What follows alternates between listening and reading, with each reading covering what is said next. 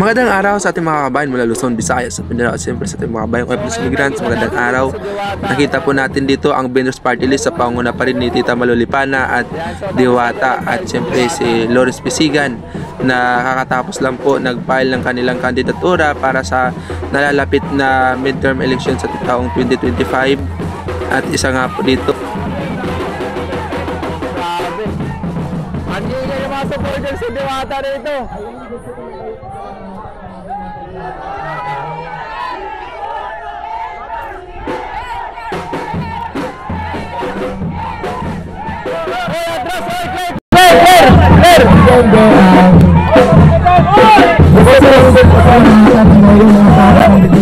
Para sa kultahan Atras pre, atras muna, atras. Dahil kami po ang vendor party list, nakita ko din naman talaga yung sobrang dami ko na sumusuporta sa amin, kaya maraming salamat. At gusto ko lang po salamatan po yung mga supporters ng vendor party list at saka mga tao na dito ngayon. Pagkatapos lang namin mag-file ng CEC, so siyempre kasama natin ang vendor party list. Meron dito si Sir Lawrence Pisigan, Tita Malolipana at saka si Ma'am Cheryl. Ayan. Maraming salamat po sa inyo lahat. Oy, ayos sa inyo, ayos sa inyo na.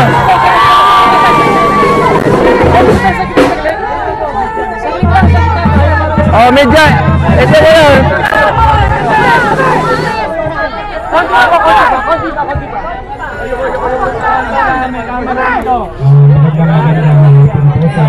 Maraming salamat po sa dito sa amin sa pagpapail po namin sa vendors party list para magkaroon po ng boses sa bawat maniniwang Pilipino.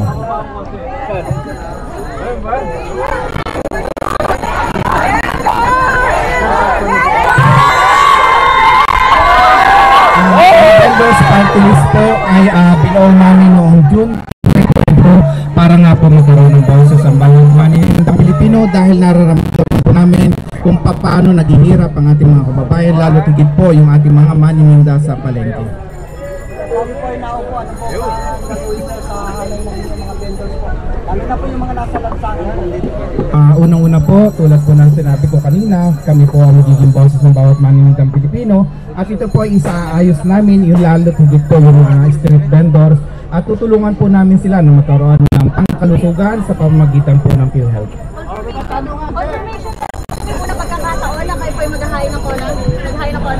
Ito po yung first time na magkakaroon ng boses ang bawat maninindang Pilipino.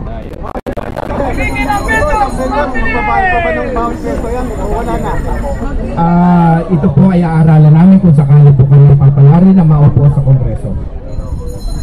Wait lang kayo, Sir Diwata. Wait lang, ano mangyari? Bakit kayo kasama sa nominee? Lalo, isa kayo sa nakita natin sa mga vlog.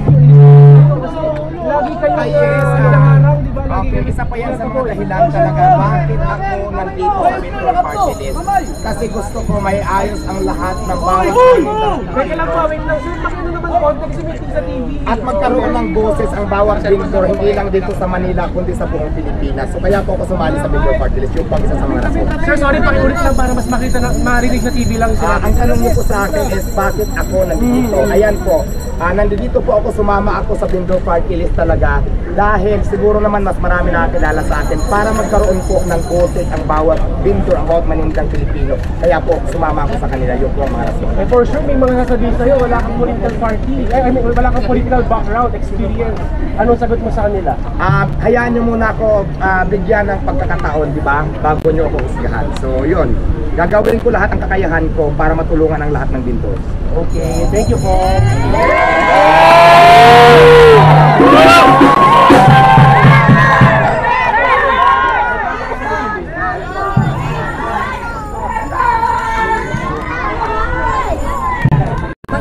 Salamat lang po ako sa lahat ng mga supporters na nandito ngayon.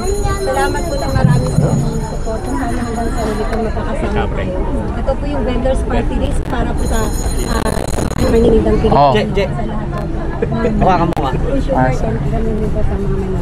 Salamat po ng marami. Ma'am, for the record, ano itutulak nyo once na nakaupo kayo? Una po.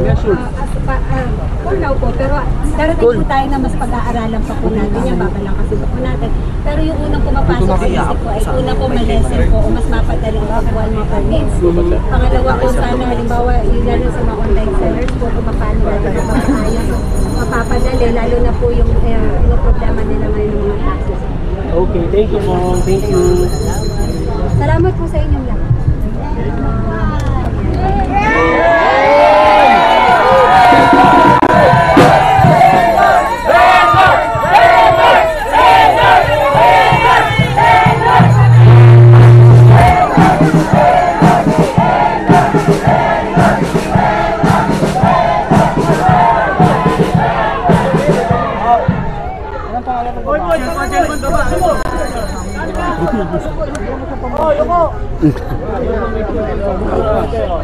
Konti lang oh.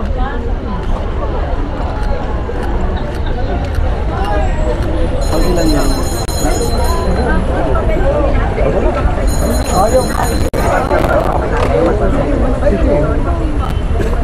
Pero kanina may mga magano'n. Yung pigtigan na lang ito.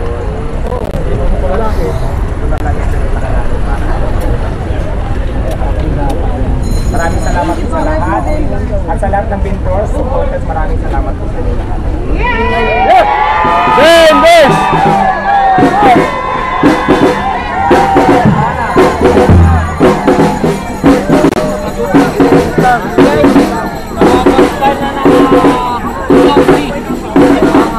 So again mga kabayan, first time na magkakaroon ng boses ng mga vendors sa kasaysayan. Yan lang po magkakaroon ng boses ang ating mga maninigang Pilipino dahil nga po sa vendors party list na pinupinuod na sa mga panito Tita Malulipana at Lawrence Misigan ang ating Diwata.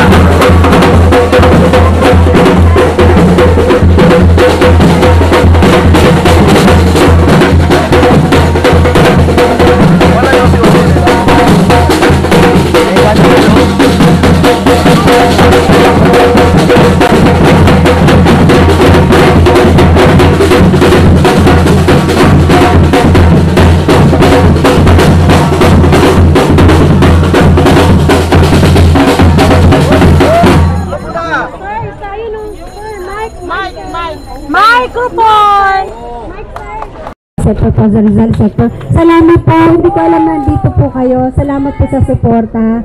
Ma'am Sila po. Si Ma'am Sila Lacuna Damasco.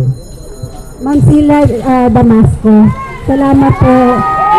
Ako nakakataba ng puso. Sa lahat po ng mga vendors po, asahan niyo po na nandito lang po kami. Meron na po kayong malalapitan. So lahat po ng pwede natin balangkasin kung may mga problema po, mga kailangan nyo nila. Andito po ang vendors party list po. Salamat po ng marami sa inyo. Salamat Ate Sila. Nakakaiyak naman. Thank you po. Tayo ay mag-support sa vendors! Lahat po, lalo na po sa Pasig Market, full support ang market ng market vendors ang ating support. Thank you po. Thank you po.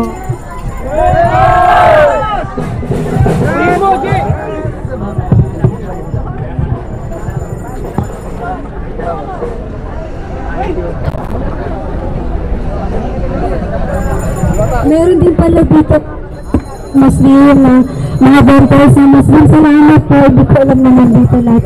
Thank you po. Ngayon ko lang po sila nakilala. Thank you. Thank you mga vendors sila. Thank you po. Ay, of course, napapasalamat ako sa Pilipinas Bagong Bayan, Magkaisa Inc. Salamat po sa suporta. Ma'am Joanne, sa buong grupo. Salamat po. Salamat sa lahat ng sumusuporta dito.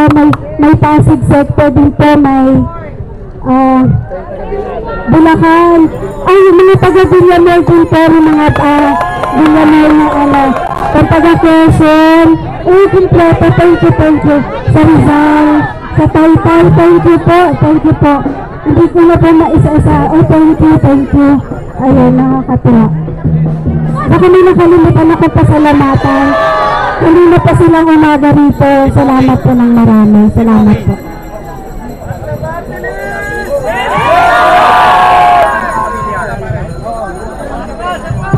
Pwede kayo, bahala kayo. Hindi naman sa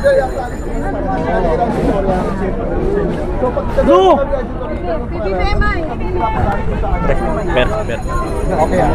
Bigyan natin ng sponsor. Kaya nga. Mayo Balbuena.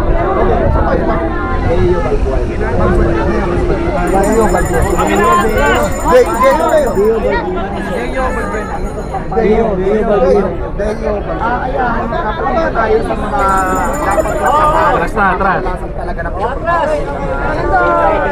Hashtag party list! Thank you.